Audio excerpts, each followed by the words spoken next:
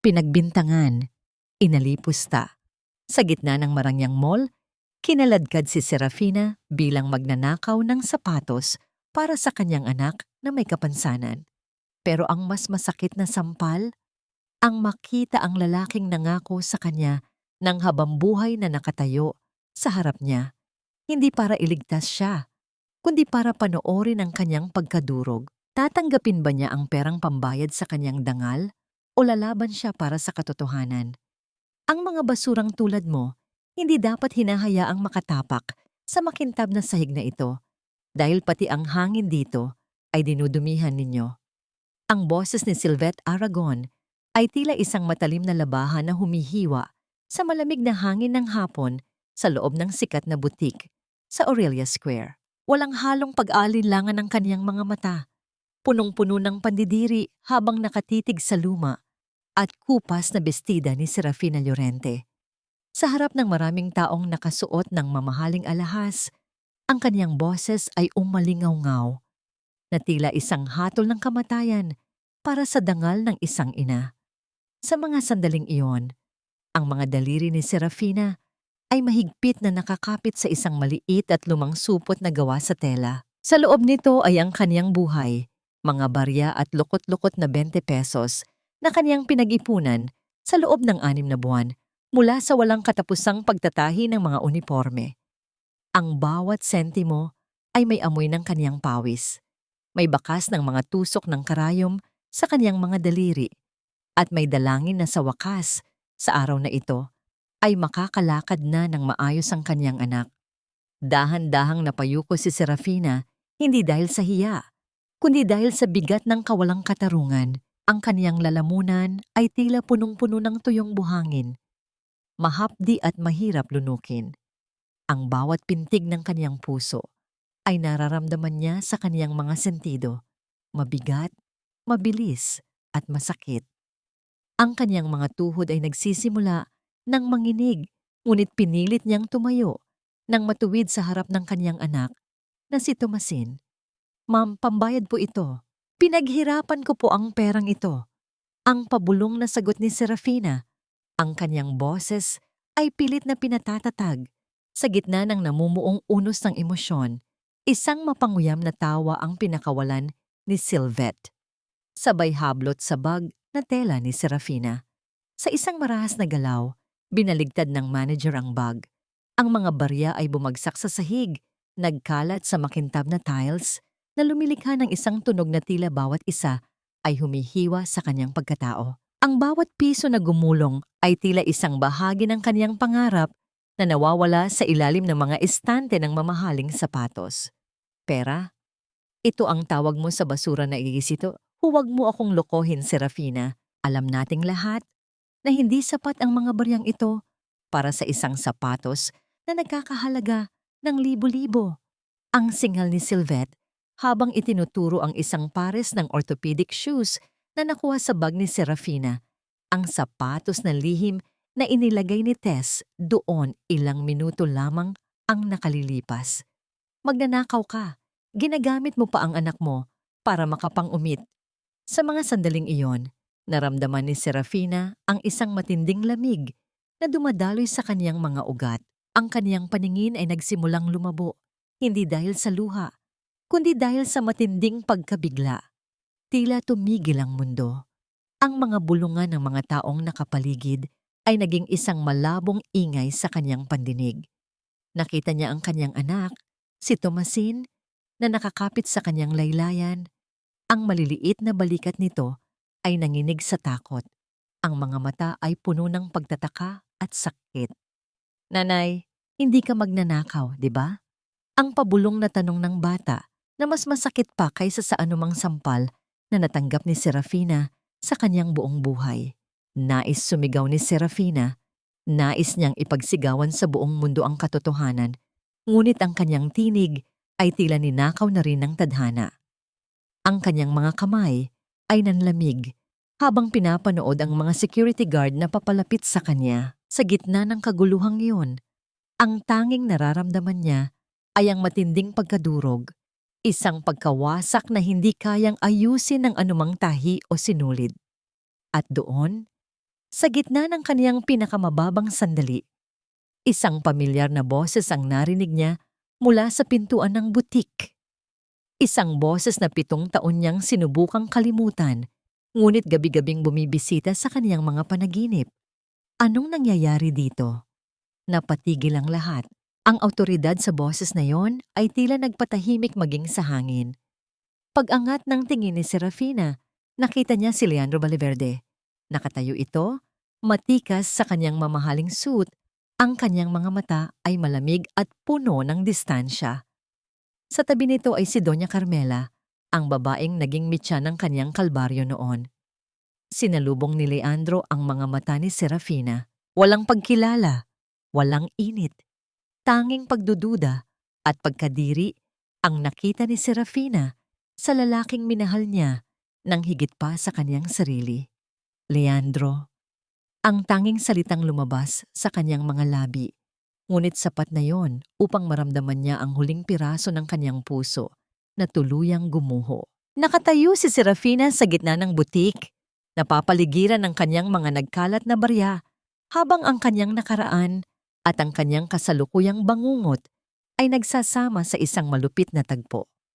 Gaano ba kababa ang tingin nila sa isang ina na ang tanging kasalanan ay ang mangarap ng maayos na hakbang para sa kanyang anak.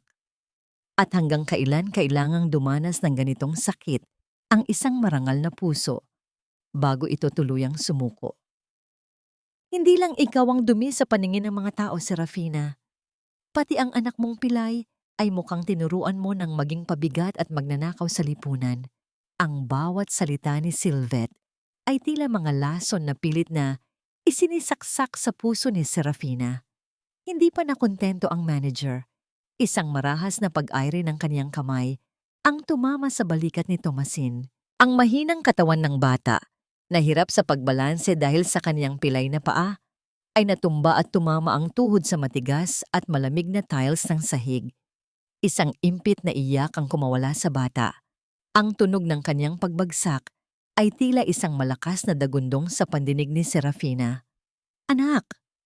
Ang sigaw ni Serafina ay puno ng pait.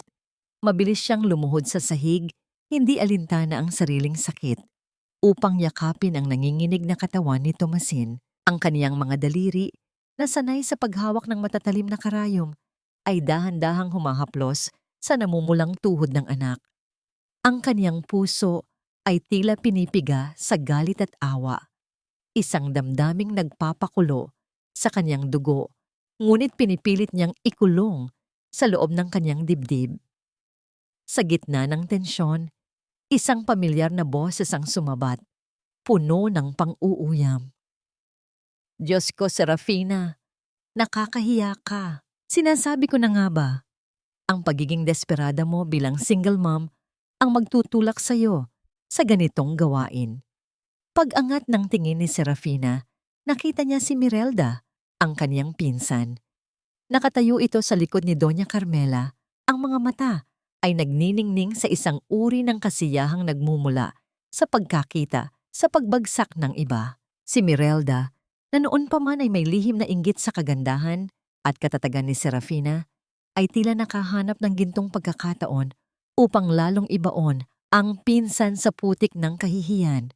"Sir Leandro, Ma'am Carmela, pasensya na po kayo sa pinsan ko," patuloy ni Mirelda habang humahakbang palapit kay Leandro nang may halong paimbabaw na pagmamalasakit. "Ilang beses ko na po siyang binalaan na huwag pumasok sa mga ganitong lugar kung wala siyang pera. Pero matigas po talaga ang ulo niya. Akalain niyo, pati ang mall niyo ay pinag-interesan pa niya." Nanatiling tahimik si Leandro. Ang kaniyang mga mata ay nakatitig sa pares ng orthopedic shoes na nakahandusay malapit sa paanan ni Tomasin.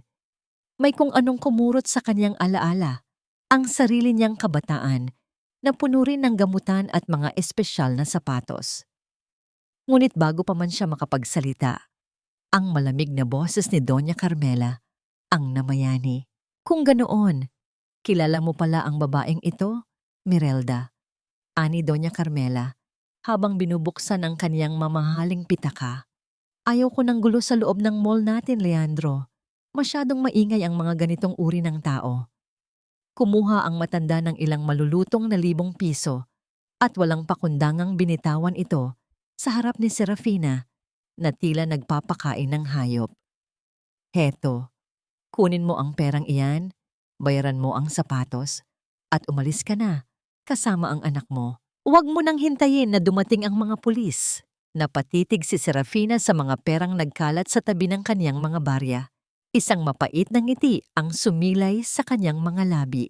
Sa tingin ba nila ay lahat ng bagay ay kayang bilhin ng pera? Pati ba ang katotohanan ay may presyo na rin? Dahan-dahang tumayo si Serafina habang hawak ang kamay ni Tomasin. Tumingin siya ng diretso sa mga mata ni Doña Carmela at pagkatapos ay kay Leandro. Ang kaniyang paningin ay hindi naghahanap ng awa, kundi hustisya. Hindi ko kailangan ng pera niyo, lalo na ang galing sa mga kamay na marumi ang tingin sa aming mahihirap. Ang boses ni Serafina ay kalmado, ngunit may talim na, tila bumaon sa katahimikan ng silid. Hindi ako magnanakaw, at hinding-hindi ko ituturo sa anak ko ang kumuha ng hindi sa kanya. Mas pipiliin ko pang maglakad siya ng nakayapak kaysa isuot ang sapatos na kinuha sa paraang hindi marangal. Ang lakas pa ng loob mong sumagot. Ang sigaw ni Sylvette ay sinundan ng isang hudyat sa security guard. Kapkapin ang bag niyan, siguradong may iba pa siyang ninakaw. Sa utos ng manager, marahas na hinablot ng guard ang lumang bag ni Serafina. Sa isang mabilis na paghahalughog, isang maliit na kahon ng mamahaling relo na sadyang itinago ni Tess sa ilalim ng tela ang lumabas at bumagsak sa sahig.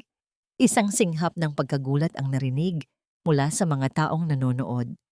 Ayan, sinasabi ko na nga ba, ang boses ni Sylvette ay puno ng tagumpay. Hindi lang sapatos, pati relo ng kumpanya ay ninakaw mo. Naramdaman ni Serafina ang pag-ikot ng paligid. Ang kaniyang mga kamay ay nanigas habang nakatingin sa ebidensyang hindi niya alam kung paano napunta sa kaniyang pag-aari. Tumingin siya kay Leandro, umaasang may makikitang kahit katiting na tiwala. Ngunit ang mukha ng lalaki ay tila naging isang pader na bato. Matigas, malamig, at walang emosyon. Dalhin na iyan sa office. Ang maikling utos ni Leandro, ang kanyang boses ay tila isang hatol na nagpulasos sa huling hibla ng pag-asa ni Serafina. Habang hinihila siya ng mga guard, ang tanging nagawa ni Serafina ay higpitan ng hawak sa kamay ni Tomasin. Ang bawat hakbang papalayo ay tila isang paglubog sa isang madilim na hukay ng kawalang katarungan. Sa likod niya, narinig niya ang matagumpay na halakhak ni Sylvette at ang bulong ni Merelda na tila mga tinik na bumaon sa kanyang kaluluwa. Ang nakaraan ay isang bangungot na pinipili nating ibaon, ngunit may mga pagkakataong ang lupa mismo ang nagsusuka ng mga lihim na pilit nating itinatago. Ang tinig ni Doña Carmela ay tila isang babala habang naglalakad sila patungo sa security office. Ang tunog ng bawat hakbang ng kaniyang mamahaling takong sa makintab na sahig ay tila isang martilyo na ibinabaon sa katahimikan ng pasilyo. Sa likuran niya si Serafina ay kinaladkad ng 2 gwardiya, habang si Tomasin ay pilit na sumasabay sa paglakad. Ang kaniyang maliit na binti ay kitang-kita ang paghihirap sa bawat hakbang. Sa bawat segundong lumilipas, ang paningin ni Serafina ay nakatitig lamang sa likod ni Leandro. Ang malapad na balikat nito, ang tindig na puno ng kapangyarihan. Ito ang parehong lalaki na 7 taon na ang nakalilipas ay nangako sa kanya ng isang pamilya sa ilalim ng ulan. Ngunit ngayon, ang ulan ay napalitan ng malamig na aircon ng mall at ang pangako ay napalitan ng isang pader ng pagdududa. Tila bumalik ang kanyang gunita 7 taon na ang nakalilipas. Isang gabi ng malakas na bagyo, ang amoy ng basang lupa at ang tunog ng hangin na humahampas sa mga bintana. Noon siya hinarap ni Doña Carmela sa isang madilim na sulok ng kanilang mansyon. Heto ang ₱500,000, ang sabi noon ng matanda, habang inilalapag ang isang tseke sa mesa. Umalis ka, Serafina. Ipalaglag mo ang batang iyan at huwag ka nang magpapakita kay Leandro. Sinabi niya sa akin na ikaw ay isang pagkakamali lamang, isang libangan, habang siya ay naghahanda para sa kanyang kinabukasan sa Maynila. Ang sakit ng mga salitang iyon ay muling humiwa sa kanyang puso sa kasalukuyan.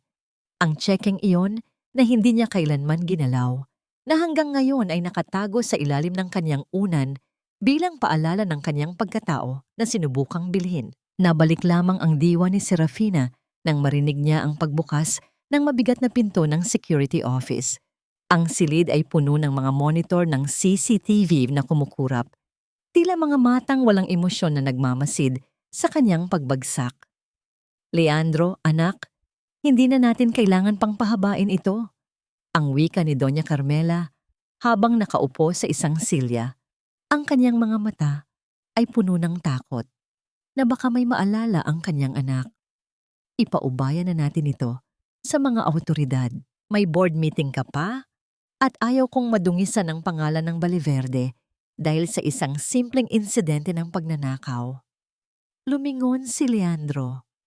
Sa unang pagkakataon sa loob ng 7 taon, ang kanyang mga mata ay direktang tumitig sa mga mata ni Serafina sa isang malapit na distansya.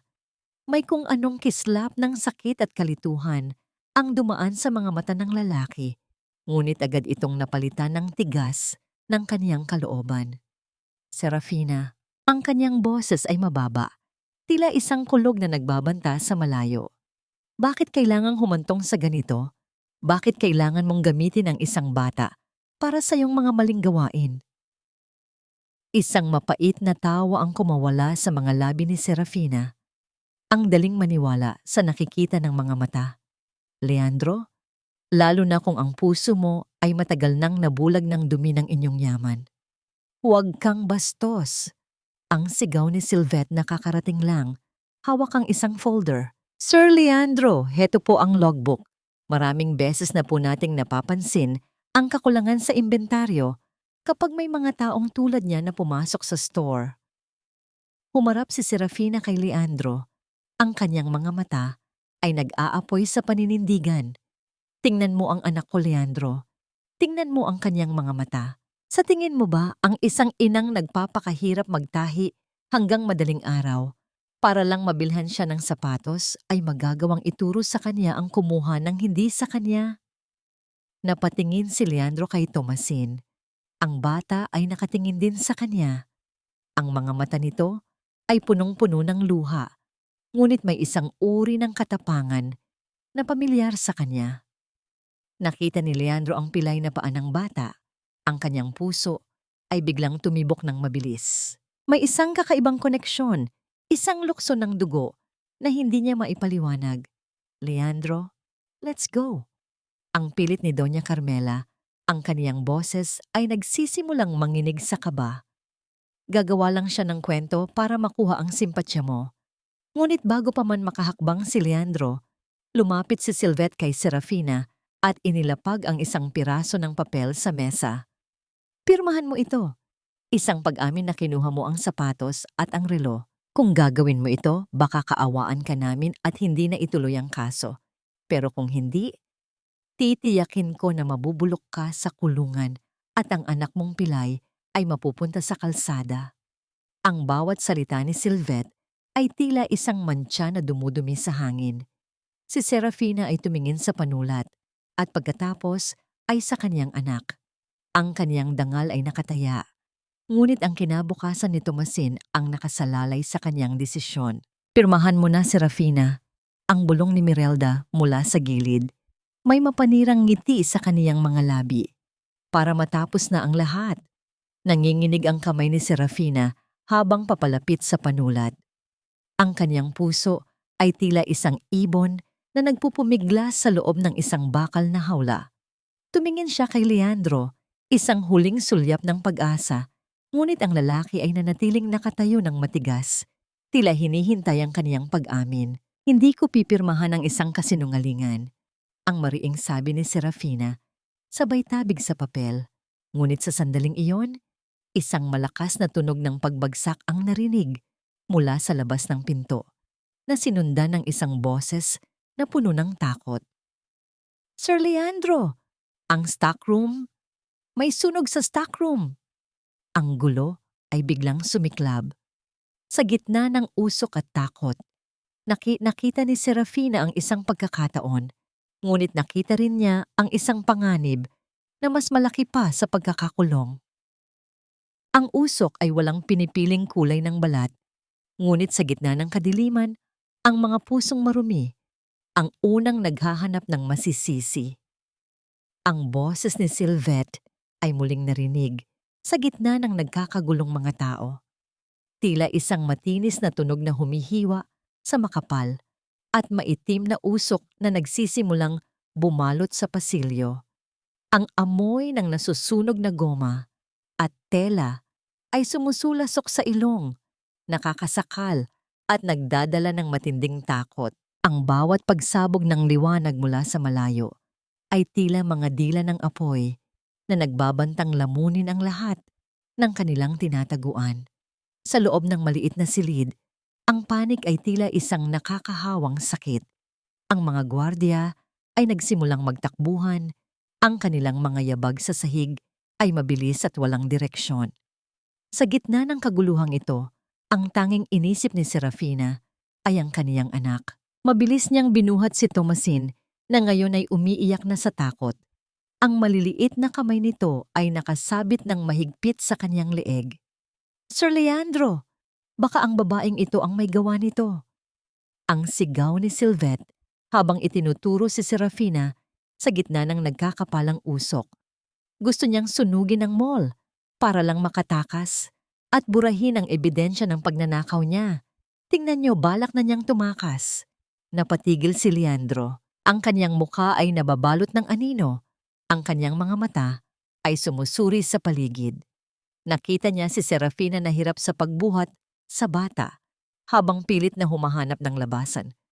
Ang kanyang instinto bilang isang leader ay nag-udyok sa kanya na kumilos, ngunit ang mga salita ni Sylvette ay tila mga tinik na humaharang sa kanyang pagtitiwala. Serafina, huwag kang gumalaw. Ang utos ni Leandro, ang kanyang boses, ay nangingibabaw sa ingay ng mga taong nagsisigawan sa labas. Leandro, anak, pabayaan mo na sila. Kailangan nating lumabas. Ang pilit ni Doña Carmela, ang kanyang muka ay maputla, ang kanyang mga kamay ay nanginginig habang nakakapit sa braso ng anak. Hayaan mo na ang mga awtoridad ang dumiin sa kanya. Mas mahalaga ang buhay mo. Ngunit hindi nakinig si Leandro. Humakbang siya palapit kay Serafina, na ngayon ay nakasandal na sa pader dahil sa hirap sa paghinga. Ang bawat paghinga ni Serafina ay tila isang pakikipaglaban. Ang kanyang dibdib ay kumakaba ng mabilis, at ang kanyang paningin ay nagsisimula nang magkaroon ng mga itim na tuldok. Ibigay mo sa akin ang bata, ang mahinang sabi ni Leandro. Ang kanyang boses ay may halong pakiusap na hindi niya maipaliwanag. Hindi! Ang tanging naisagot ni Serafina habang lalong hinihigpitan ang yakap kay Tomasin. Hinding-hindi ko ibibigay ang anak ko sa inyo. Mas ligtas siya sa piling ko, kahit sa gitna ng apoy, kaysa sa piling ng mga taong walang puso. Isang matalim na tingin ang ipinukol ni Leandro kay Serafina, ngunit bago pa siya makasagot, isang malakas na tunog ng pagkabali ng kisame ang narinig sa itaas. Ang mga debris ay nagsimulang mahulog, na lumilikha ng isang harang sa pagitan nila at ng pintuan. Ang init ay nagiging hindi na matagalan. Mag-usap tayo sa labas. Kailangan nating makalabas dito. Ang sigaw ni Leandro habang marahas na hinahawi ang isang nasusunog na silya upang makagawa ng daan. Sa gitna ng panganib, isang golden moment ang nangyari na hindi napansin ng iba. Habang naglalakad sila sa madilim at maasok na pasilyo, nadula si Serafina. Sa isang mabilis na pagkilos, sinalo siya ni Leandro. Ang kanilang mga balat ay nagkadikit.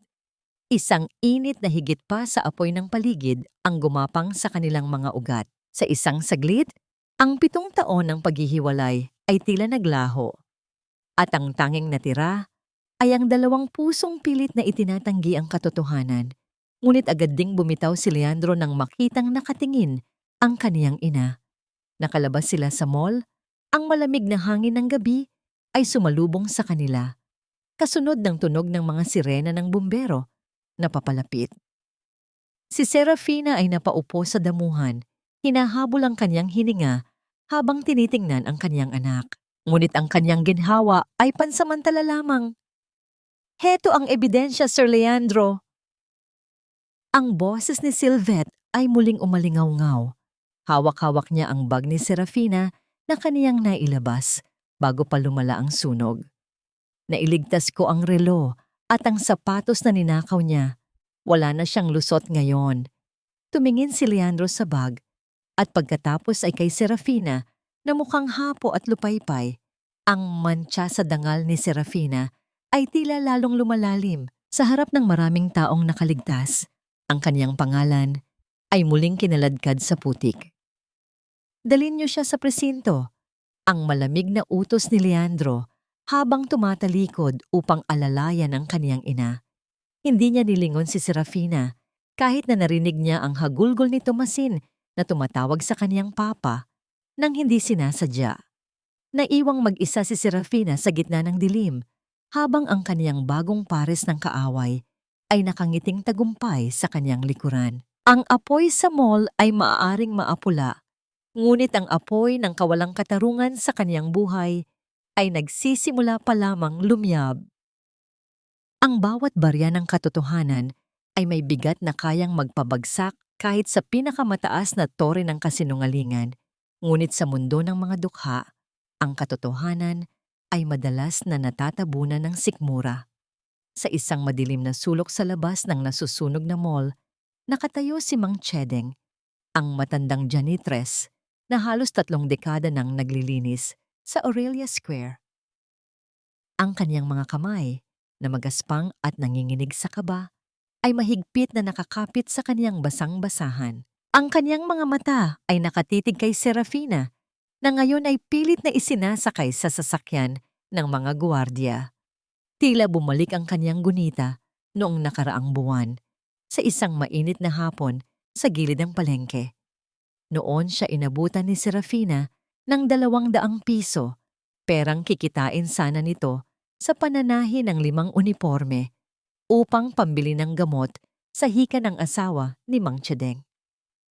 Tanggapin niyo na po, Mang Chedeng. Mas kailangan iyan ni Lolo. Ang malambing na tinig ni Serafina na tila musika sa pandinig ng matanda. Nabalik lamang ang diwa ni Mang Chedeng nang marinig niya ang matinis na boses ni Sylvette Aragon sa kanyang likuran. Chedeng, tandaan mo ang posisyon mo sa mall na ito. Ang bulong ni Sylvette. Ang boses ay tila ahas na bumubulong ng kamandag. Nakita kita sa stockroom kanina. Alam kong alam mo ang totoo. Pero tandaan mo, isang salita ko lang kay Doña Carmela. Wala ka ng trabaho. Isipin mo ang asawa mong nag-aagaw buhay sa dampa niyo. Sino ang bibili ng gamot niya kung mawawalan ka ng sweldo? Ang magnanakaw na si Serafina? Napayo ko si Mang Chedeng. Ang kaniyang puso ay tila pinipiga sa pagitan ng utang na loob at ng sariling kaligtasan. Ang luha ay nagsisimulang mamuo sa kaniyang mga kulubot na mata. Ngunit mabilis niya itong pinahid ng kaniyang maruming manggas. Samantala, sa loob ng isang marangyang sasakyan na nakaparada sa tapat ng mall, isang tahimik na giyera ang nagaganap sa pagitan ng pamilya Valeverde. Nakaupo si Leandro sa driver's seat, ang kaniyang mga kamay ay mahigpit na nakahawak sa manibela hanggang sa mamuti ang kaniyang mga kuko. Sa tabi niya, si Doña Carmela ay pilit na nag-aayos ng kaniyang nagulong buhok, ngunit ang kaniyang mga mata ay panay ang sulyap sa kinaroroonan ni Serafina. Anak, huwag mo na itong isipin. Let the law handle it, ang wika ni Doña Carmela. Ang kaniyang tinig ay puno ng paimbabaw na pag-aalala. Sinasabi ko na sa iyo noon pa, ang mga babaeng galing sa putik ay laging babalik sa putik. Ginamit niya ang bata para makuha ang awa mo, Leandro. It's a classic move. Ma, tumigil na kayo. Ang mariing sagot ni Leandro. Ang kaniyang boses ay mababa, ngunit puno ng otoridad. Nakita ko ang mga mata ng bata. Nakita ko kung paano niya protektahan ang kanyang ina. Isang 6 na taong gulang na bata ay hindi kayang magsinungaling ng ganoon katindi. At naniniwala ka naman, pagkatapos ng lahat ng ginawa niya sa iyo noon, ang boses ni Doña Carmela ay tumaas ng bahagya. Umalis siya ng walang pasabi. Leandro, kinuha niya ang pera at itinapon ka na parang basura. Ngayon, babalik siya at magpapaawa? Hindi ako papayag na sirain niya muli ang buhay mo. Bumaba si Leandro ng sasakyan nang hindi sumasagot. Ang kaniyang mga hakbang ay mabilis patungo sa kinaroroonan ni na Serafina. Nakita niya si Tomasin na nakaupo sa isang semento, umiiyak at nanginginig sa lamig. Sa isang bihirang pagkakataon ng kabutihan sa gitna ng kaguluhan, nakita ni Leandro si Mang Chedeng na lumapit sa bata at nag-abot ng isang basong tubig. Uminom ka muna, iho. Magiging maayos din ang lahat. Ang bulong ng matanda habang hinahaplos ang likod ni Tomasin. Isang munting liwanag ng pag-asa ang sumilay sa mga mata ng bata. Isang golden moment na nagparamdam kay Leandro na hindi lahat ng nakikita ng mata ay ang buong katotohanan. Ngunit bago pa makalapit ng tuluyan si Leandro, mabilis na sumulpot si Mirelda mula sa dilim. Ang kaniyang mukha ay puno ng pekeng lungkot habang humaharap sa kanya. Sir Leandro, buti na lang po at nandyan kayo, ang wika ni Mirelda habang pilit na humahawak sa braso ni Leandro. May kailangan po kayong malaman tungkol kay Serafina. Hindi po ito ang unang pagkakataon na gumawa siya ng ganyan sa probinsya namin. Kilalang kilala po siya sa amin na profesional na magnanakaw sa mga palengke. Kaya nga po siya lumuwas dito dahil wala na siyang mukhang maiharap sa mga tao roon. Napatigil si Leandro. Ang kaniyang mga mata ay nanliit habang tinitingnan ang babaeng nasa harap niya. Ang bawat salita ni Mirelda ay tila isang bagong mantsa na idinaragdag sa rumi ng pangalan ni Serafina. Tumingin muli si Leandro kay Serafina na ngayon ay isinasara na ang pinto ng patrol car. Ang kaniyang puso ay muling binalot ng makapal na hamog ng pagdududa. Maaari nga bang ang babaeng minahal niya noon ay naging isang taong ganito kadesperada? O ang lahat ba ng ito ay isang malaking laro na siya lamang ang hindi nakakaalam ng mga patakaran? Habang umaandar ang sasakyan ng pulis papalayo, naiwan ang anino ni Mang Chedeng na nakatitig sa kawalan. Ang kaniyang labi ay nanginginig sa isang lihim na nais sumabog.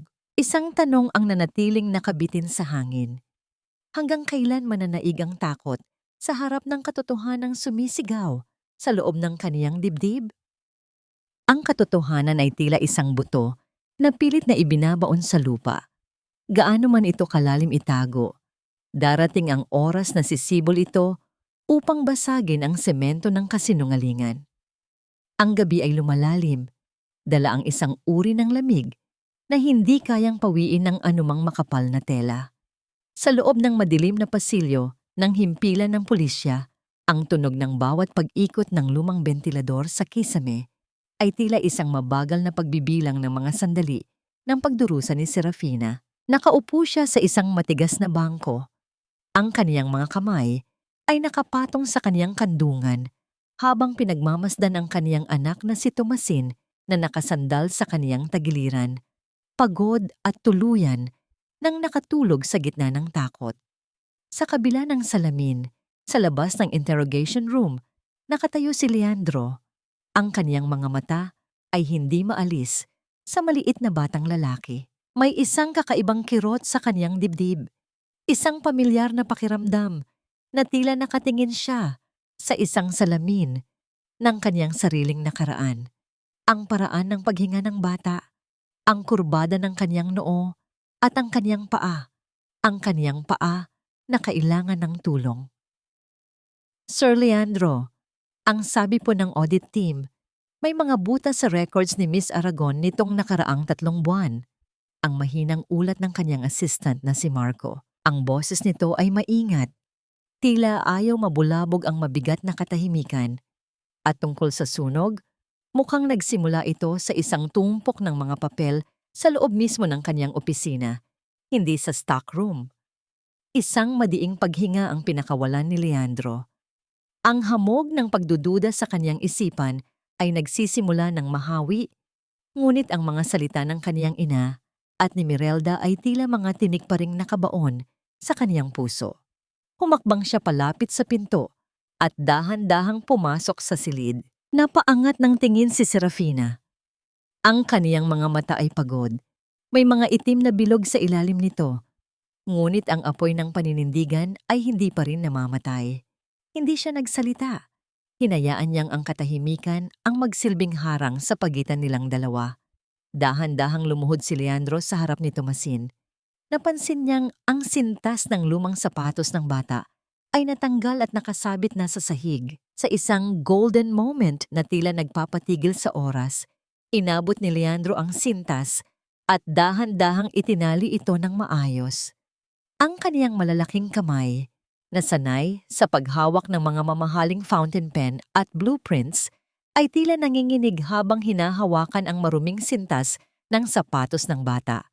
Ang bawat simuhot ng bata sa kaniyang pagtulog ay tila isang kurot sa konsensya ni Leandro. Sa sandaling iyon, ang distansya ng 7 taon ay tila naging isang manipis na hibla na lamang. Bakit mo ginagawa ito, Leandro? Ang tanong ni Serafina ay tila isang bulong na puno ng pait. Hindi ba dapat ay nandoon ka sa labas, kasama ang iyong ina? Pinaplano kung paano mo kami tuluyang itatapon sa kulungan? Tumayo si Leandro, ngunit hindi siya tumingin ng diretso kay Serafina. Ang kaniyang paningin ay nanatili sa natutulog na si Tomasin. Sino ang ama ng batang ito, Serafina? Ang kaniyang boses ay gumaralgal. Isang tunog na hindi kailanman naririnig mula sa isang matikas na Leandro Valverde. Isang mapait na ngiti ang sumilay sa mga labi ni Serafina habang dahan-dahan niyang hinahaplos ang buhok ng kanyang anak. Wala siyang ama, Leandro. 7 taon na ang nakalilipas. Ang ama niya ay namatay na sa puso ko. Ang tanging meron siya ay ako, ang kanyang inang magnanakaw, ayon sa inyong paningin. Ang bawat salita ni Serafina ay tila isang sampal ng katotohanan na nagpabagsak sa pagiging matatag ni Leandro. Nais niyang magtanong pa, nais niyang aminin ang nararamdaman niyang lukso ng dugo, ngunit ang kanyang dila ay tila nakagapos ng mga dambuhalang kasinungalingan na kanyang pinaniwalaan sa loob ng maraming taon. Lumabas si Leandro ng silid nang hindi nagpapaalam.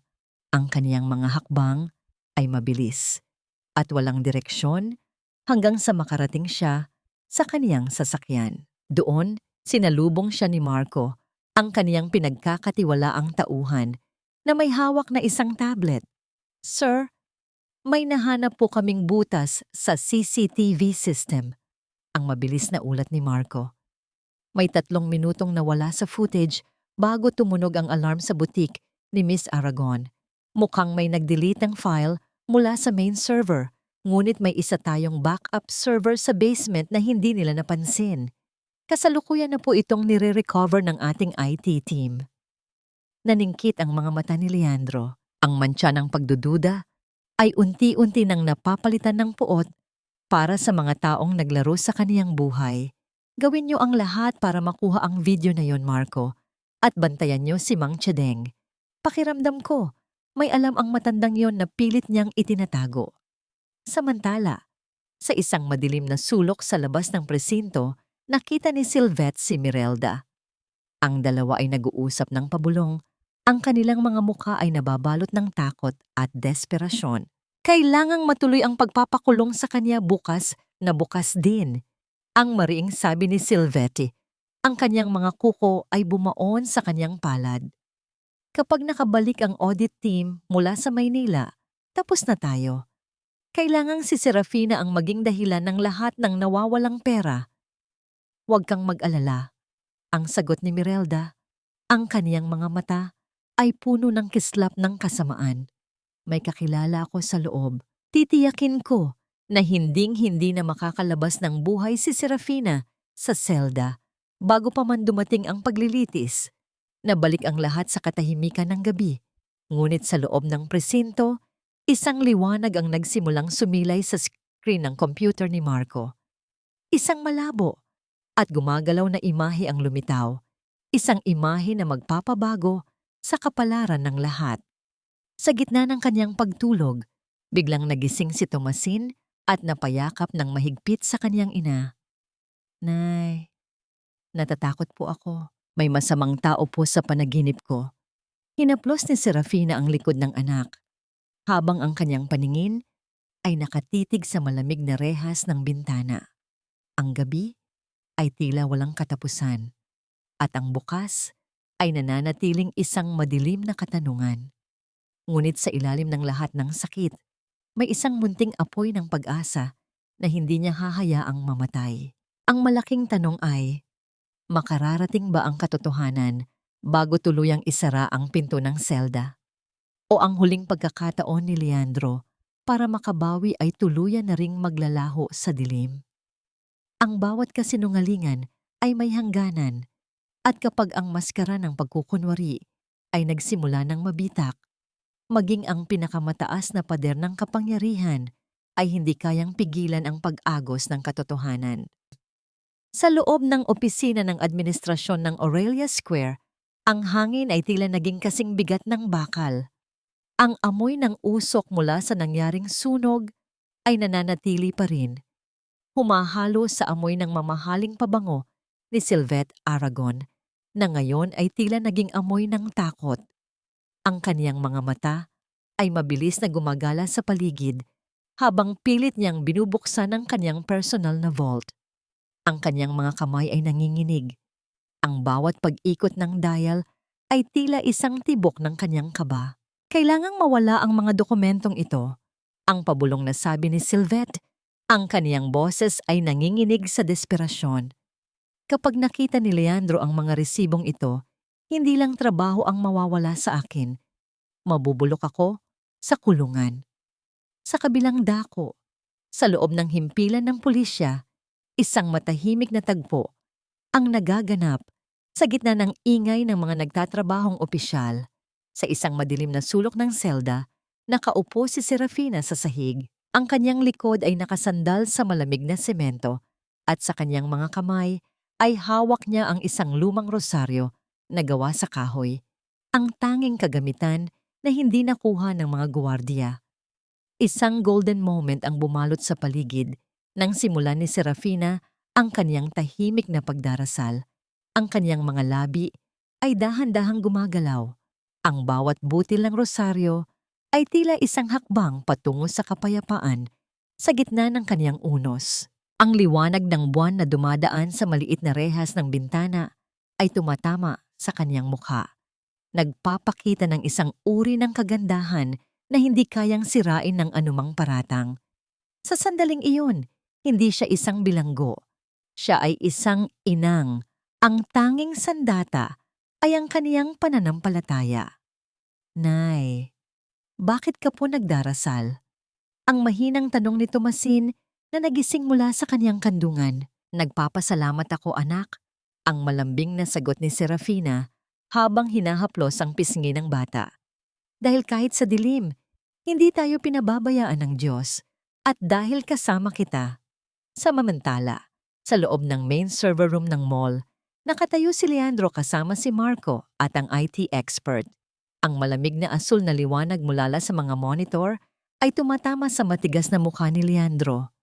Ang kaniyang mga mata ay nakatuon sa screen habang ang progress bar ng data recovery ay dahan-dahang napupuno. Sir, tapos na po. Ang wika ng IT expert. Ang tunog ng pag-enter sa keyboard ay tila isang hatol na nagpatahimik sa lahat. Lumitaw sa screen ang malinaw na video footage mula sa butik. Kitang-kita ang bawat galaw. Nakita ni Leandro kung paano lihim na kinuha ni Tess ang isang pares ng sapatos at ang relo. at kung paano niya ito mabilis na isinilid-dilid sa bag ni Serafina habang ang huli ay nakatalikod at inaayos ang paa ni Tomasin. Nakita rin sa video si Sylvette na tumatango sa malayo, nagbibigay ng hudyat sa gwardiya upang tumunog ang alarm. Naramdaman ni Leandro ang isang matinding galit na tila bulkan na sumasabog sa loob ng kanyang dibdib. Ang kaniyang mga kamao ay nagingit-ngit. Ang kaniyang panga ay tumigas sa tindi ng puot. Hindi lamang si Serafina ang kinaladkad nila sa putik. Kinaladkad nila ang kaniyang sariling dangal at ang kaniyang kumpanya sa isang karumaldumal na laro. Ihanda ang mga dokumento, Marco. Ang mariing utos ni Leandro. Ang kaniyang boses ay tila isang malamig na hangin na nagdadala ng bagyo. At tawagan ng audit team. Gusto kong malaman ang bawat sentimong ninakaw ni Sylvette Aragon sa loob ng 3 taon. Ngunit bago pa man makalabas si Leandro, biglang pumasok si Doña Carmela sa silid. Ang kanyang muka ay maputla. Ang kanyang mga mata ay puno ng takot. Leandro, anak, huwag mo nang ituloy ito. Isang malaking eskandalo ito para sa pamilya natin. Isipin mo ang stocks ng kumpanya. Stocks, ma? Ang boses ni Leandro ay tumaas, puno ng pait. Isang inang walang kasalanan ang nasa loob ng selda ngayon dahil sa mga taong pinagkatiwalaan nyo. At hanggang ngayon, ang iniisip nyo pa rin ay ang pera at ang pangalan ng pamilya. Hindi mo naiintindihan, Leandro. Ang sigaw ni Doña Carmela, ang kaniyang boses ay nagsimula ng mabasag. Ang babaeng iyan, kapag nakalabas siya, sisirain niya tayo. Sasabihin niya ang totoo tungkol sa nakaraan. Ang katotohanan ay hindi nakakasira, ma. Ang mga lihim ang pumapatay sa atin. Ang huling sagot ni Leandro bago siya marahas na lumabas ng silid. Sa kabilang dako, si Sylvette, sa kaniyang desperasyon, ay nakita si Tomasin na dinala ng isang pulis sa labas ng selda upang bigyan ng pagkain sa hallway. Nakita niya ang isang pagkakataon. Ang kanyang isipan ay nabalot ng dilim. Kung hindi niya kayang pigilan ang katotohanan, gagamitin niya ang tanging kahinaan ni Serafina at ni Leandro. Sa gitna ng kaguluhan ng paglilipat ng mga gamit dahil sa sunog, dahan-dahang lumapit si Sylvette sa bata. Ang kanyang mga hakbang ay tahimik. Ang kanyang mukha ay nakatago sa ilalim ng isang itim na scarf. Isang mabilis na pagkilos ang kanyang ginawa. Narinig na lamang ni Serafina ang isang malakas na kalabog ng pinto sa hallway, na sinundan ng isang sigaw na nagpatigil sa pintig ng kaniyang puso. Tomasin! Anak ko! Ang hiyaw ni Serafina habang pilit na kinakalampag ang rehas ng selda. Nawala ang bata.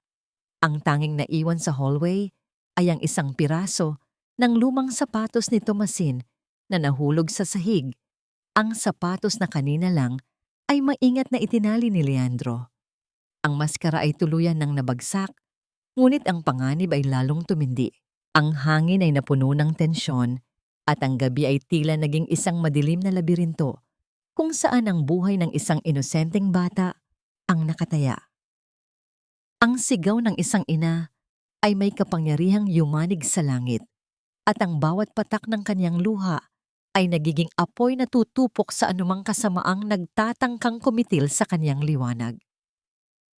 Ang bawat kalampag ni Serafina sa rehas ng selda ay tila isang desperadong ritmo ng kanyang nagdurusa na puso. Ang kanyang mga palad ay namumula na. Ang kanyang boses ay paus na sa kasisigaw ng pangalan ni Tomasin. Sa kaniyang isipan, ang bawat segundo ng pagkawala ng anak ay tila isang taon ng pagdurusa.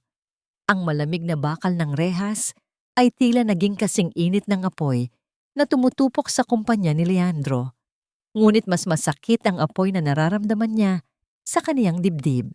Sa labas ng presinto, ang gabi ay nababalot ng kaguluhan. Hindi alam ni Leandro na nawawala na ang bata. Ngunit sa kaniyang paglalakad, patungo sa kaniyang sasakyan, tumigil ang kaniyang mundo nang makita niya ang isang pamilyar na bagay sa madilim na damuhan malapit sa gilid ng pasilyo. Dahan-dahan siyang yumuko at pinulot ang isang maliit na sapatos, ang sapatos ni Tomasin. Ang sintas nito ay maayos pa ring nakatali, ang mismong pagkakabuhol na ginawa niya kanina lamang. Naramdaman ni Leandro ang isang matinding kaba na tila isang dambuhalang kamay na sumasakal sa kanyang leeg. "Sir Leandro!" Ang sigaw ni Marco na tumatakbo palapit. Nakita po si Sylvette na lumalabas sa gilid ng presinto kasama ang isang bata. Papunta po sila sa direksyon ng mall. Hindi na naghintay si Leandro. Sa isang mabilis na pagkilos, pinaharurot niya ang kanyang sasakyan patungo sa Aurelia Square. Ang kanyang isipan ay naglalaban, ang puot kay Sylvette at ang matinding takot para sa kaligtasan ng kanyang anak. Oo, sa kanyang puso, alam na niyang si Tomasin ay kanyang dugo at laman. Sa loob ng madilim at mausok na stockroom ng Aurelia Square, nakatayo si Sylvette. Hawak-hawak ng mahigpit ang braso ni Tomasin. Ang bata ay tahimik na umiiyak. Ang kanyang maliliit na binti ay nanghihina sa takot. Si Sylvette ay tila nawala na sa kanyang katinuan. Ang kanyang buhok ay magulo. At ang kanyang mga mata ay puno ng kabaliwan habang pilit na binubuksan ang vault ng stockroom upang kunin ang natitirang pera. "Tumahimik ka, batang pilay." Ang singhal ni Sylvette. Ang kanyang boses ay tila isang kiskis ng tuyong dahon. "Dahil sa inyo ng nanay mo, mawawala ang lahat sa akin. Pero titiyakin ko na hindi niyo ako matatalo." Biglang bumukas ang pintuan ng stockroom. Ang liwanag mula sa pasilyo ay tumama sa mukha ni Sylvette. Nakatayo doon si Leandro, kasama ang ilang mga opisyal at ang media na kanina pa nakasunod sa kanya. Ngunit hindi lang iyon. Ang malaking LED screen sa labas ng stockroom na ginagamit para sa mga anunsyo ay biglang sumindi. Ipinakita sa screen ang video na narecover ni Marco. Ang buong mall, ang lahat ng mga empleyado, at maging ang mga tao sa labas ay nakakita sa katotohanan. Kitang-kita ang mukha ni Sylvette habang lihim na isinisilid ang sapatos sa bag ni Serafina. Ang kanyang bawat galaw, ang kanyang mapanuring tingin, at ang kanyang pag-uutos kay Tess ay naging malinaw pa sa sikat ng araw. "Bitawan mo ang bata, Sylvette." Ang malamig na utos ni Leandro. Ang kanyang boses ay puno ng otoridad na nagpatahimik maging sa pag-iyak ni Tomasin. "Tapos na ang laro mo. Ang buong mundo ay nakasaksi na sa iyong kasamaan." Sa sandaling iyon, lumitaw si Mang Chedeng mula sa likuran ni Leandro. Ang matandang janitress ay hindi na natatakot. Ang kaniyang balikat ay matuwid. Ang kaniyang mga mata ay puno ng paninindigan. "Nakita ko ang lahat, Sir Leandro." Ang wika ni Mang Chedeng. Ang kaniyang boses ay nanginginig, ngunit malakas. "Nakita ko kung paano niya gipitin si Serafina. Nakita ko kung paano niya sunugin ang mga records para lang itago ang kaniyang pagnanakaw. Hindi po magnanakaw si Serafina. Siya po ang pinakamabait na taong nakilala ko." Nabitawan ni Sylvette ang kaniyang hawak na bag. Ang kaniyang mga tuhod ay nanghina. At dahan-dahan siyang napaluhod sa sahig habang pinalilibutan siya ng mga pulis o sis. Ang kaniyang maskara ay tuluyan ng nadurog at ang tanging naiwan ay ang isang babaeng nilamon ng kaniyang sariling kasakiman. Mabilis na tumakbo si Leandro at kinuha si Tomasin. Sa isang golden moment na nagpaluha sa lahat ng nakasaksi, niyakap ng bata si Leandro ng mahigpit. "Papa, nasaan po si nanay? Sabi ko naman sa inyo, mabait ang nanay ko." Ang salitang papa ay tila isang himala na gumaling sa lahat ng sugat sa puso ni Leandro. Pinikit niya ang kaniyang mga mata. Dinarama ang init ng katawan ng bata, ang kaniyang anak. "Nandito na ako, anak. Ilalabas na natin ang nanay mo." Sa himpilan ng pulisya, dinala si Serafina sa harap ni Leandro. Sa sandaling nagtagpo ang kanilang mga mata, ang lahat ng galit, lahat ng pait, at lahat ng pader ay tila naglaho. Tumakbo si Tomasin at niyakap ang binti ni Serafina. "Nanay, hindi ka na nila kukunin." Ang sigaw ng bata. Lumapit si Leandro, dahan-dahang lumuhod sa harap ni Serafina. Hindi bilang isang mayaman na may-ari ng mall, kundi bilang isang lalaking humihingi ng tawad. Serafina, patawarin mo ako. Nabulag ako ng mga kasinungalingan. Hindi ko alam kung paano babawi. Pero pangako ko, hinding-hindi ko na kayo bibitawan. Ngunit bago pa man makasagot si Serafina, lumapit si Doña Carmela. Ang kanyang mukha ay nababalot ng matinding kahihiyan. Tumingin siya kay Serafina at pagkatapos ay sa kanyang apo. Leandro, ang mahinang tawag ni Doña Carmela. May isa pa akong kailangang aminin. Noong 7 taon na ang nakalilipas, hindi lang ang tseke ang ginamit ko. Pinagbantaan ko rin ang buhay ng nanay ni Serafina sa probinsya. Iyon ang dahilan kung bakit siya napilitang lumayo nang walang pasabi sa'yo.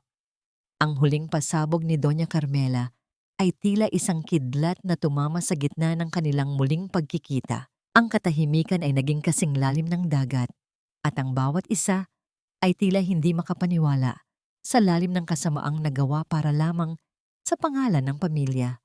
Mabubura pa ba ng isang paghingi ng tawad ang 7 taon ng paghihirap at pananakot? O ang katotohanan ito ang tuluyang maglalayo sa kanilang dalawa? Ang sugat sa balat ay kayang hilumin ng panahon, ngunit ang sugat sa dangal na dulot ng pagtatraidor ng sariling dugo ay isang lason na dahan-dahang kumikitil sa huling hibla ng pagtitiwala. Ang katahimikan sa loob ng presinto matapos ang pag-amin ni Doña Carmela ay tila isang mabigat na kumot na bumalot sa lahat. Ang bawat paghinga ni Serafina ay tila isang pakikipaglaban sa hanging puno ng pait. Nakatitig siya sa kanyang dating biyenan, hindi dahil sa galit, kundi dahil sa matinding panghihinayang. 7 taon siyang namuhay sa takot. 7 taon siyang nagtago sa dilim dahil lamang sa kasakiman ng isang babaeng ang tanging tingin sa kanya ay isang mantsa sa kanilang marangyang pangalan. Sa isang sulok, ang tunog ng mga bakal na posas na isinasara sa mga kamay ni na Sylvette at Tess ay nagbigay ng isang uri ng hustisya na matagal nang inaasam ng mall. Ang bawat hakbang ng mga pulis habang hinihila ang dalawa papalabas ay sinabayan ng mga bulungan ng pangungutya mula sa mga empleyadong dati ay kanilang inaalipusta. Si Mirelda, na kanina lang ay nagmamalaki, ay ngayon ay pilit na nagtatago ng kaniyang mukha sa likod ng kaniyang mga palad, habang ang mga tao ay nagsisimulang magbato ng mga mapanirang salita laban sa kanya. Ang kanyang kahihiyan ay naging kasing linaw ng mga imaheng ipinakita sa LED screen. Dahan-dahang lumapit si Leandro kay Serafina. Ang kanyang mga mata ay namumula, bakas ang puyat at ang bigat ng katotohanan kaniyang nalaman. Humarap siya sa mga mamamahayag at sa mga taong nanunood. Ang kaniyang boses ay matatag, ngunit may panginginig ng damdamin. Gusto kong humingi ng paumanhin sa harap ninyong lahat. Ang simula ni Leandro. Ang kaniyang paningin ay nanatili kay Serafina. Ang kumpanyang ito, ang pamilyang ito, ay nagkasala sa isang marangal na babae. Si Serafina Llorente ay hindi magnanakaw. Siya ay isang biktima ng malupit na sistema at ng sarili naming pagkukulang. Mula sa araw na ito, sisiguraduhin kong maibabalik sa kanya ang lahat ng kinuha namin, hindi lang ang kaniyang pangalan, kundi ang kaniyang kapayapaan. Isang golden moment ang namayani nang lumapit si Tomasin kay Leandro. Ang bata ay tumingin muna kay Serafina, tila nagtatanong kung maaari ba siyang lumapit sa lalaking tinawag niyang papa. Sa isang dahan-dahang pagtango ni Serafina, tumakbo ang bata at niyakap ang binti ni Leandro. Sa sandaling iyon, binuhat ni Leandro ang kanyang anak. At sa unang pagkakataon, naramdaman niya ang tibok ng puso ng kanyang sariling dugo at laman. Ang kanyang mga luha ay pumatak sa balikat ng bata, isang pag-amin ng kanyang mga taon ng pagkukulang. Serafina, ang tawag ni Leandro. Ang kanyang boses ay tila isang pagsusumamo. Umuwi na kayo sa mansyon. Doon kayo sa lugar kung saan kayo dapat naroroon. Aalagaan ko kayo. Gagawin ko ang lahat para protektahan kayo mula sa kahit kanino, kahit sa sarili kong ina. Tumingin si Serafina sa kaniyang anak na nasa bisig ni Leandro at pagkatapos ay tumingin siya sa kaniyang sariling mga kamay, ang mga kamay na naging magaspang dahil sa pagtatahi, ang mga kamay na tanging sandigan niya sa loob ng 7 taon. Isang malalim at mapait na buntong hininga ang kaniyang pinakawalan. Ang mansyon mo ay puno ng malalamig na pader at matatalim na salita. Leandro, ang sagot ni Serafina. Ang kaniyang boses ay kalmado, ngunit may pinalidad. Ang dangal ko ay hindi nabibili ng sapatos at lalong hindi ito mababawi ng isang malaking bahay. Sa loob ng 7 taon, ang tanging pag-aari ko ay ang aking katotohanan at ang aking anak. Hindi ko ipapalit ang kalayaang yon para lang maging isang dekorasyon muli sa inyong pamilya. Napatigil si Leandro. Ang kaniyang puso ay tila piniga. Hindi niya inaasahan na ang babaeng dati ay kayang sumunod sa bawat utos niya ay ngayon ay may isang uri ng lakas na hindi kayang tapatan ng kaniyang yaman. Hayaan mo muna kaming mamuhay ng payapa, Leandro. Patuloy ni Serafina habang kinukuha si Tomasin mula sa mga bisig ng lalaki. Ang hustisya ay nakamit na namin ngayong gabi. Ang pagpapatawad, iyon ang bagay na kailangan mo pang paghirapan. Tumalikod si Serafina at dahan-dahang naglakad papalayo sa Marangyang Mall. Dala ang kanyang anak at ang kanyang sugatang dangal. Ngunit sa kanyang paghakbang sa madilim na kalsada, isang hindi inaasahang sasakyan ang huminto sa kanyang harapan. Ang bintana nito ay bumukas at ang mukha ni Mirelda na ngayon ay puno ng galit at desperasyon ang lumitaw. Akala mo ba tapos na ang lahat, Serafina? Ang banta ni Mirelda. Ang kaniyang boses ay tila isang mahinang kalasing ng patalim sa gitna ng katahimikan ng gabi. Sinira mo ang buhay ko sa harap ng lahat. Tandaan mo, ang taong wala nang mawawala ay ang pinakamapanganib na kaaway. Bago pa makasagot si Serafina, mabilis na humarurot ang sasakyan ni Mirelda. Nag-iiwan ng usok at isang matinding pangamba sa puso ng ina. Naiwang nakatayo si Serafina sa ilalim ng malamig na liwanag ng poste ng ilaw habang ang kaniyang puso ay muling binalot ng kaba. Liwayway na sana sa kanyang buhay, ngunit tila may isa pang unos na nagbabantang sumira sa bagong kamit na kalayaan. Hindi sapat ang isang patawad para idikit ang mga basag na piraso ng 7 taon, Leandro. Ang tiwala ay parang telang sutla. Kapag nagasgas na, kahit anong tahi ang gawin mo, mananatili ang marka ng punit. Ang tinig ni Serafina ay malamig pa sa hanging dala ng ulan na humahampas sa kanilang bubungan na gawa sa kinakalawang na yero. Sa loob ng kanyang maliit na dampa sa isang liblib na sulok ng Davao, ang bawat patak ng tubig na tumatagas mula sa kisame ay lumilikha ng isang malungkot na ritmo habang sumasalo sa mga lumang timba. Sa ilalim ng andap-andap na liwanag ng isang bumbilya, nakaupo si Serafina. Pilit na tinatapos ang isang tumpok ng mga unipormeng kailangang ihatid bukas. Ang kanyang mga daliri ay pagod, ang kanyang likod ay kumikirot.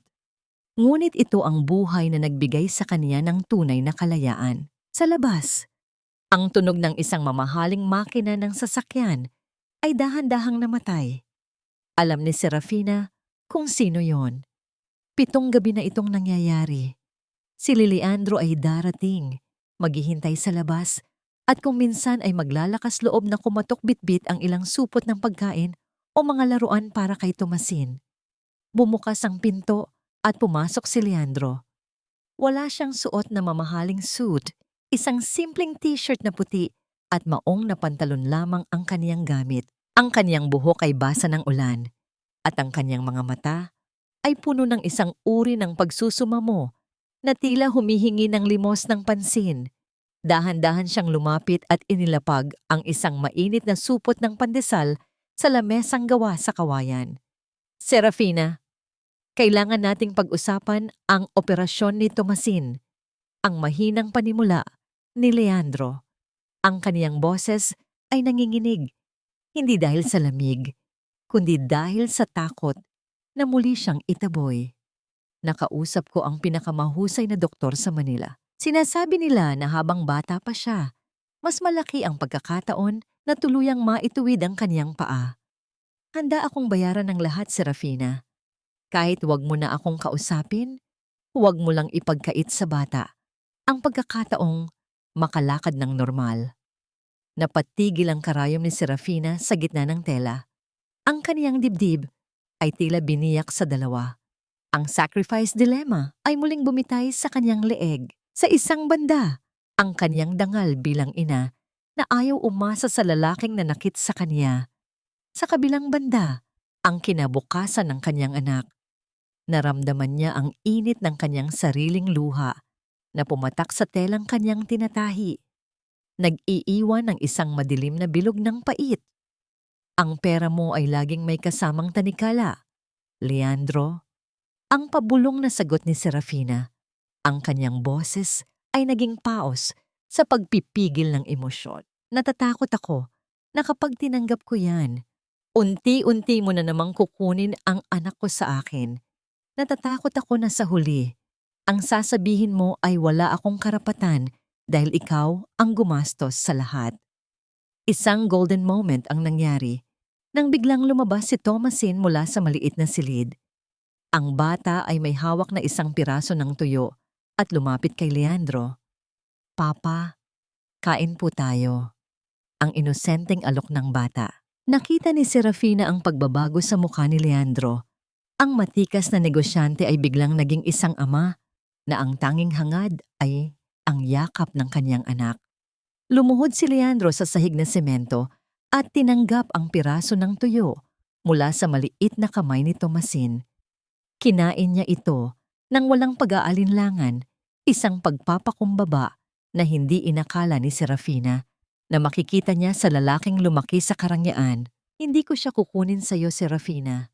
Ang wika ni Leandro habang nakatingin sa mga mata ni Thomasin. Gusto ko lang maging bahagi ng buhay niya. Kahit sa malayo, kahit sa gilid lang. Nabalot sila ng isang katahimikang puno ng mga hindi masabing salita. Ang amoy ng tuyo at ang halumigmig ng gabi ay naging saksi sa marahang paglalapit ng dalawang pusong matagal na nagkawalay. Ngunit ang kapayapaang ito ay biglang naglaho nang marinig nila ang isang malakas na tunog ng pagkabasag ng bote sa labas ng kanilang bakod. Kasunod nito ang isang sigaw na puno ng puot at kabaliwan. Serafina, lumabas ka riyan. Akala niyo ba ay matatapos ang lahat sa isang paghingi ng paumanhin? Sinira mo ang buhay ko. Wala na akong trabaho. Wala na akong dangal dahil sa iyo. Ang boses ni Mirelda ay tila isang matalim na palakol na humihiwa sa katahimikan ng gabi. Kasunod nito ay ang sunod-sunod na pagtama ng mga bato sa dingding na yari sa kahoy at yero, na lumilikha ng nakatutulig na ingay na tila isang marahas na ulan ng puot. Mabilis na niyakap ni Serafina si Thomasin, pilit na itinatago ang mukha ng bata sa kanyang dibdib upang hindi nito makita ang takot sa kanyang mga mata. Mabilis na tumayo si Leandro. Ang kanyang mukha na kanina lang ay puno ng lambot para sa anak, ay biglang naging matigas at madilim. Huwag kang lalabas, Serafina. Ako ang kakausap sa kanya. Ang mariing sabi ni Leandro habang mabilis na binubuksan ang pinto. Sa labas, sa ilalim ng malamig na ulan, nakatayo si Mirelda. Ang kaniyang buhok ay basang-basa at nakadikit sa kaniyang mukha. Ang kaniyang mga mata ay nanlilisik sa galit at pagkalunod sa alak. Hawak niya ang isa pang bote, handang ibato sa maliit na tahanan ni Serafina. Ngunit napatigil siya nang makita ang matikas na figura ni Leandro na lumabas mula sa loob. Ito pala ang dahilan kung bakit hindi ka na bumabalik sa syudad, Sir Leandro. Ang hiyaw ni Mirelda. Ang kaniyang tawa ay puno ng kapaitan. Nandito ka sa pusali, kasama ang babaeng ito. Akala mo ba ay magiging masaya kayo? Hinding-hindi ko kayo hahayaang makalimot sa ginawa niyo sa akin. Umalis ka na, Mirelda, bago ko patawagin ang mga awtoridad. Ang boses ni Leandro ay malamig at puno ng babala. Ang kahihiyan mo ay ikaw ang gumawa. Huwag mong isisi kay Serafina ang bunga ng sarili mong kasamaan. Kasamaan! Pinrotektahan ko lang ang pamilya niyo. Ang sigaw ni Mirelda habang pilit na humahakbang palapit. Ngunit nadulas siya sa putikan at napaluhod sa harap ng bakod. Sa sandaling iyon, ang kaniyang desperasyon ay naging kasing linaw ng dilim ng gabi. Dahil sa kaniya, naging basahan ako sa paningin ng lahat. Wala na akong matuluyan, wala na akong pangkain. Mula sa loob, narinig ni Serafina ang bawat salita. Ang kaniyang puso ay nahati sa pagitan ng galit at isang uri ng awa na hindi niya maipaliwanag. Dahan-dahan siyang lumabas, bitbit ang kanyang lumang payong at tumayo sa tabi ni Leandro. Ang liwanag mula sa loob ng bahay ay tumama sa kanyang mukha. Nagpapakita ng isang katatagang hindi kayang katinag ng anumang bagyo. Mirelda, tumigil ka na. Ang pabulong na sabi ni Serafina. Ang kanyang boses ay kalmado, walang halong paghihiganti. Ang galit mo ay hindi magpapakain sa'yo. Ang paninira mo ay hindi magbabalik ng trabaho mo. Umalis ka na at magsimulang muli, bago mo tuluyang maubos ang natitirang piraso ng iyong pagkatao. Tumingin si Mirelda kay Serafina at pagkatapos ay sa marangyang sasakyan ni Leandro na nakaparada sa gilid ng maputik na daan. Ang kaibahan ng kanilang mundo ay tila isang malalim na bangin. Sa isang huling tingin ng puot, tumayo si Mirelda at dahan-dahang naglakad papalayo sa dilim.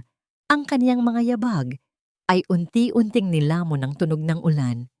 Nang bumalik sila sa loob, ang katahimikan ay naging mas mabigat. Tumingin si Serafina sa referral letter ng ospital na nakapatong sa lamesa at pagkatapos ay sa kaniyang anak na si Tomasin na ngayon ay tahimik na nakatingin sa kanya.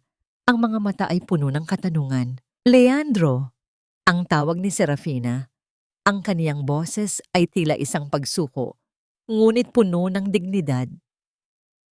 Tatanggapin ko ang tulong mo para sa operasyon ni Tomasin. Hindi dahil pinatawad na kita at hindi dahil gusto kong bumalik sa'yo. Tatanggapin ko ito dahil ang buhay ng anak ko ay mas mahalaga kaysa sa aking pride. Pero tandaan mo ito, ang bawat sentimong ibabayad mo ay ituturing kong utang na babayaran ko sa iyo, gaano man katagal.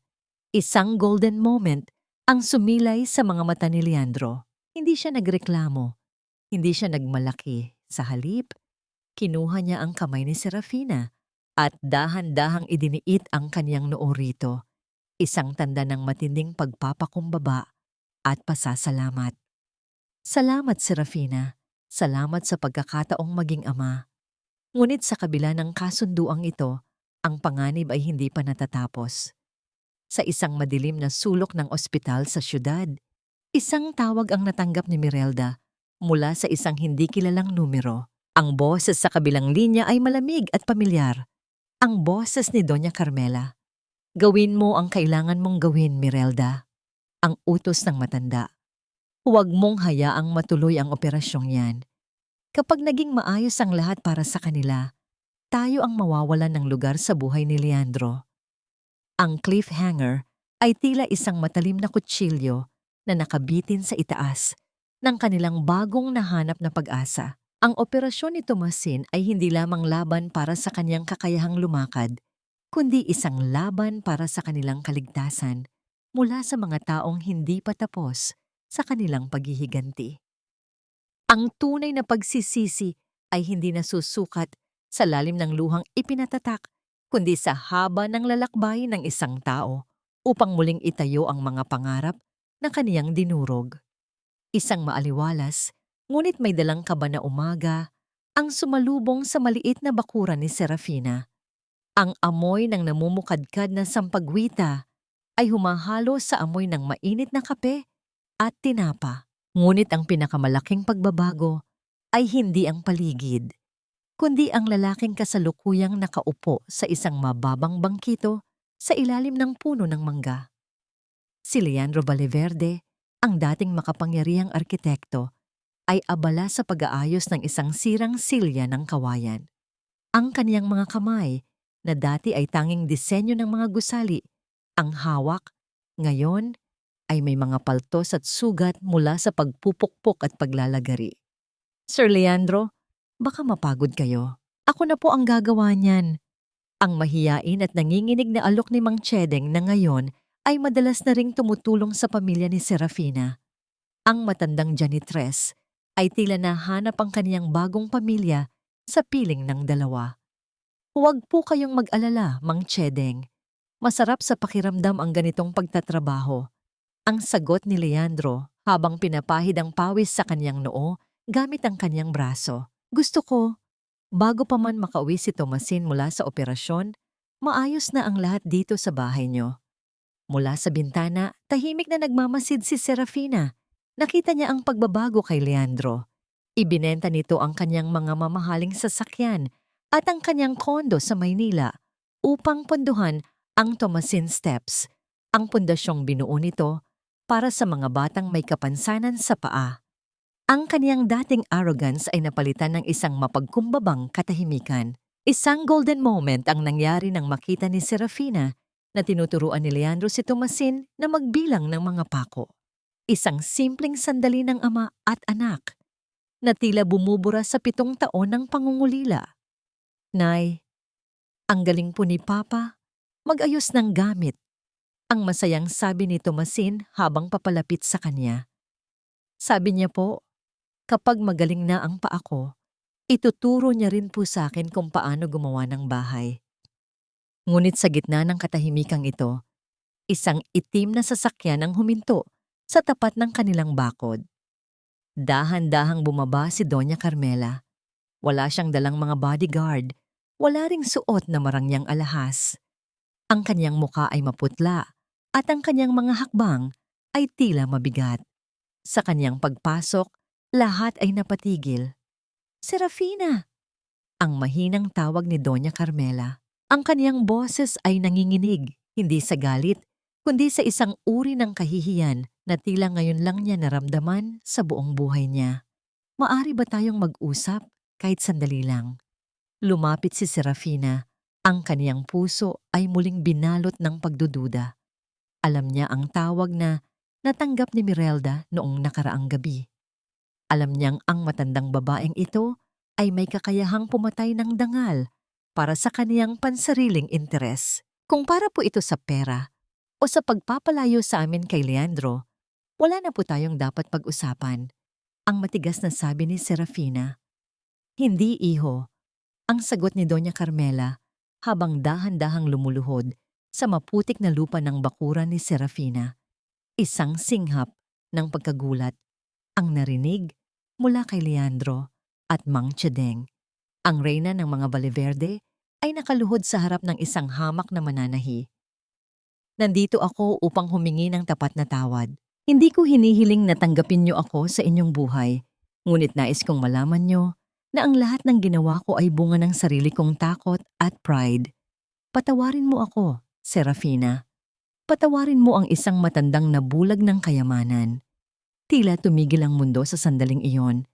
Ang matinding pagpapakumbaba ni Doña Carmela ay tila isang bagyong nagpabagsak sa lahat ng pader ng puot ni Serafina. Ngunit sa likod ng tagpong ito, sa madilim na pasilyo ng ospital kung saan nakatakdang operahan si Tomasin bukas, isang anino ang gumagalaw, si Mirelda, na may suot na uniforme ng isang nurse, ay dahan-dahang pumasok sa storage room ng mga gamot.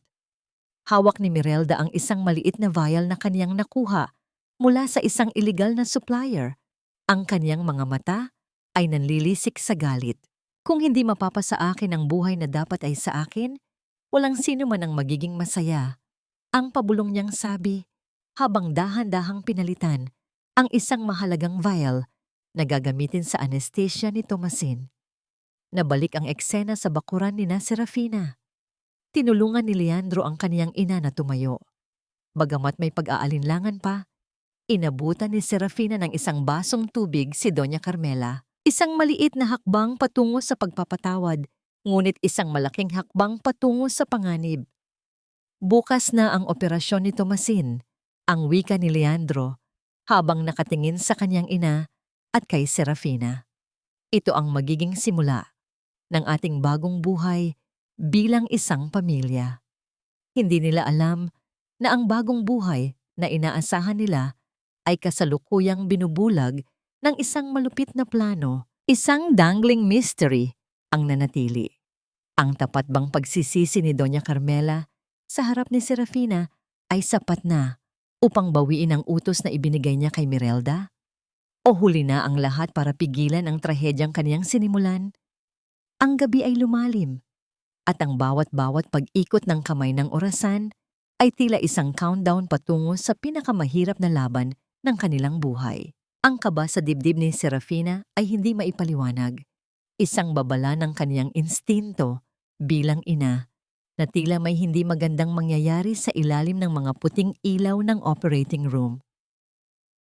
Ang kulay pula ng ilaw sa labas ng operating room ay tila isang babala ng tadhana, isang nag-aapoy na paalala na ang buhay ng isang inosenteng bata ay nakasabit sa isang manipis na sinulid ng pag-asa.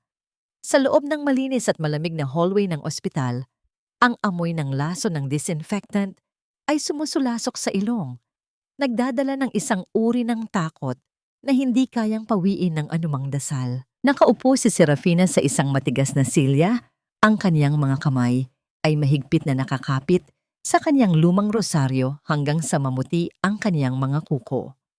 Ang bawat pag-ikot ng kamay ng orasan sa pader ay tila isang mabagal na paghila sa kaniyang kaluluwa.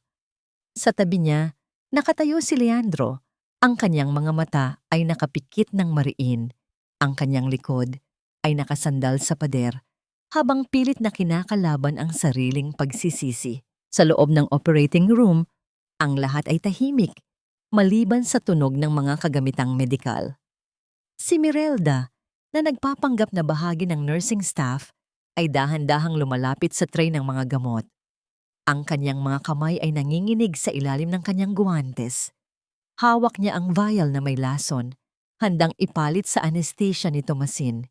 Sa kanyang isipan, ang bawat hirap na dinanas niya ay mababayaran lamang kung makikita niyang durog ang puso ni Serafina. Ngunit bago pa man madikit ang karayom sa vial, marahas na bumukas ang pinto ng operating room.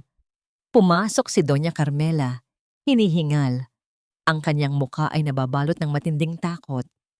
"Tumigil ka, Mirelda!" Ang hiyaw ng matanda, ang kanyang boses ay tila isang kulog sa loob ng payapang silid. Napatigil ang mga doktor. Ang tensyon ay naging kasing talim ng scalpel. Mabilis na lumapit ang mga security guard na kasunod ni Doña Carmela at hinawakan si Mirelda. Ang vial ay nahulog sa sahig, nabasag at ang likido ay kumalat. Isang lason na hindi na makakatupok sa buhay ng bata. "Ito na ang huling kasamaan mo, Mirelda." Ang pabulong na sabi ni Doña Carmela habang nakatingin sa babaeng kaniyang kinasabwat noon. "Hindi ko hahayaang madagdagan pa ang mga kasalanang kailangan kong bayaran." Sa labas, narinig ni Serafina ang kaguluhan. Tumayo siya. Ang kanyang puso ay tila sasabog sa kaba. Lumabas si Leandro at niyakap siya ng mahigpit habang inilalabas si Mirelda na nakaposas.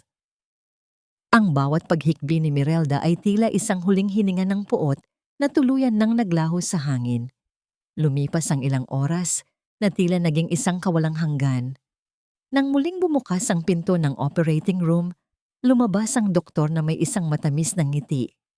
Matagumpay ang operasyon. Maayos na ang mga buto sa paa ni Tomasin. Kailangan na lang niya ng tamang therapy para makalakad ng diretso. Napaluhod si Serafina sa sahig. Ang kanyang mga luha ay tuluyan ng bumuhos, hindi na ng sakit, kundi ng isang kaligayahang tila isang sikat ng araw matapos ang 7 taon ng bagyo. Lumuhod din si Leandro sa tabi niya, at doon, sa gitna ng malamig na hallway, nagsama ang kanilang mga luha sa isang pangako ng bagong simula. Makalipas ang 3 buwan, ang sikat ng araw sa Davao ay tila mas maliwanag kaysa sa dati. Sa harap ng isang maliit ngunit maayos na gusali na may karatula na Tomasin Steps Orthopedic Center for Children, Isang masayang pagtitipon ang nagaganap. Ang amoy ng lechon at ang tunog ng mga tawa ng mga bata ay pumupuno sa paligid. Isang golden moment ang nagpatahimik sa lahat nang dahan-dahang lumabas si Thomasin mula sa pinto. Wala na siyang suot na saklay. Ang kanyang bagong sapatos ay maayos na nakatapak sa lupa. Sa bawat hakbang niya patungo kay Serafina at Leandro, ang kaniyang mga binti ay matuwid at matatag. Nay, Tay, tingnan niyo po, nakakalakad na ako ng diretso. Ang masayang sigaw ng bata. Niyakap ni Leandro at Serafina si Tomasin sa gitna ng palakpakan ng mga tao, kabilang si Mang Chedeng na ngayon ay masaya na ring nagtatrabaho sa center. Maging si Doña Carmela ay nandoon, nakatayo sa malayo. May isang mapayapang nangiti habang pinagmamasdan ang kaniyang apo. Ang kaniyang pagpapakumbaba ay naging tulay upang muling mabuo ang pira-pirasong pamilya. Tumingin si Leandro kay Serafina. Ang kanyang mga mata ay puno ng pag-ibig na mas malalim kaysa sa dagat. Serafina, hindi ko man maibabalik ang 7 taon. Pangako ko na bawat hakbang natin mula ngayon ay magkakasama na tayo. Mahal na mahal kita. Hinawakan ni Serafina ang kamay ni Leandro.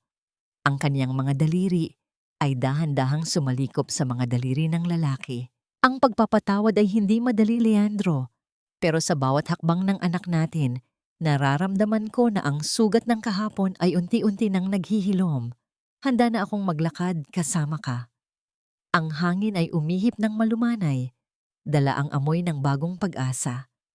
Ang Thomasin Steps ay hindi lamang naging lugar para sa mga may kapansanan, kundi naging simbolo ng isang pag-ibig na dumaan sa apoy ng kawalang katarungan at lumabas na mas matatag, mas tapat, at mas marangal. Ang kwento ni na Serafina at Leandro ay nagwakas hindi sa isang marangyang kasal, kundi sa isang simpleng paghakbang patungo sa isang kinabukasang puno ng katotohanan. Dahil sa dulo ng lahat, ang pinakamatatag na pundasyon ng isang pamilya ay hindi ang yaman o ang pangalan, kundi ang kakayahang magpatawad at muling magmahal sa gitna ng lahat ng pait. Ang paglubog ng araw sa dalampasigan ng Davao ay tila isang dambuhalang pintura ng tadhana kung saan ang kulay kahel at lila ay naghahalo sa langit. Tanda ng pagtatapos ng isang mahabang araw at pag-asa para sa isang bagong bukas. Ang banayad na hampas ng mga alon sa pampang ay lumilikha ng isang payapang musika, isang himig na malayo sa ingay ng mga mapanirang salita at kaguluhan ng syudad. Sa malambot na buhangin, makikita ang 3 pares ng mga yapak, 2 malalaking hakbang at isang maliit na bakas na ngayon ay matatag at diretsyo na. Nakatayo si Serafina sa tabi ni Leandro. Ang kanyang kamay ay payapang nakapatong sa bisig ng lalaki. Wala na ang kaba sa kanyang dibdib. Wala na ang bigat na tila isang dambuhalang bato na kaniyang dinala sa loob ng 7 taon. Ang kaniyang mukha, bagamat may mga bakas ng mga pinagdaanang hirap, ay nagniningning ngayon sa ilalim ng huling sikat ng araw. Hindi na siya ang Serafina na yumuyuko sa harap ng mga mapangaping mata. Siya na ang Serafina na natutong tumayo para sa kanyang dangal. Serafina, tinitingnan ko si Tomasin at hindi ako makapaniwala na narito na tayo. Ang mahinang sabi ni Leandro.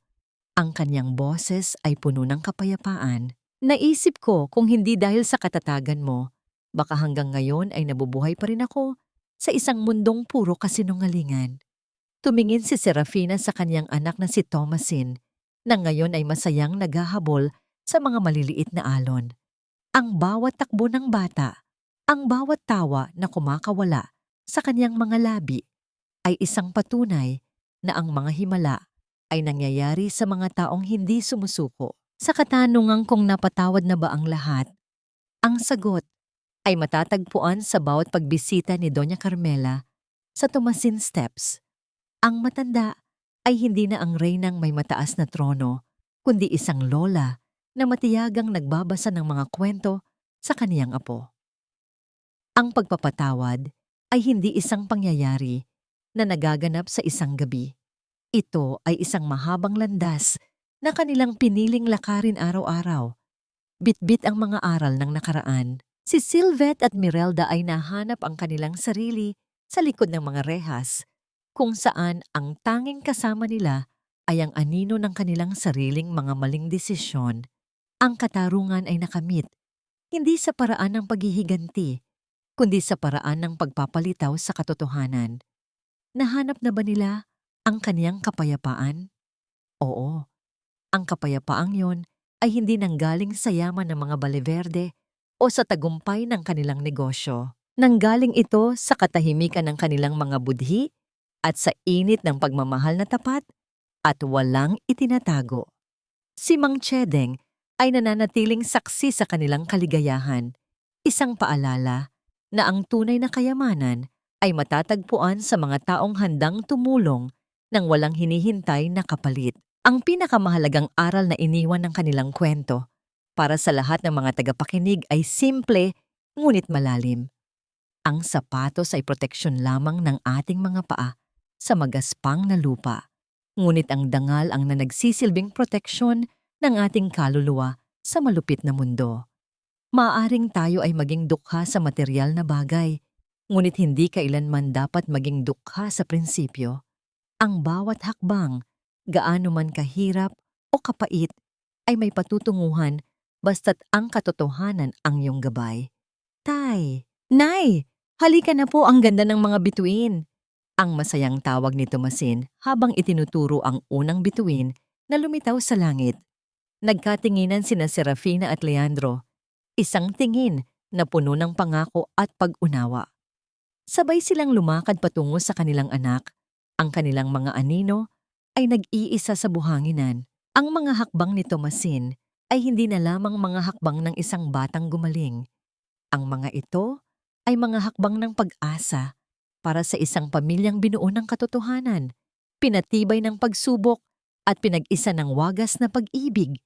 Ang gabi ay lumalim, ngunit ang liwanag sa kanilang mga puso ay hinding-hindi na muling magdidilim.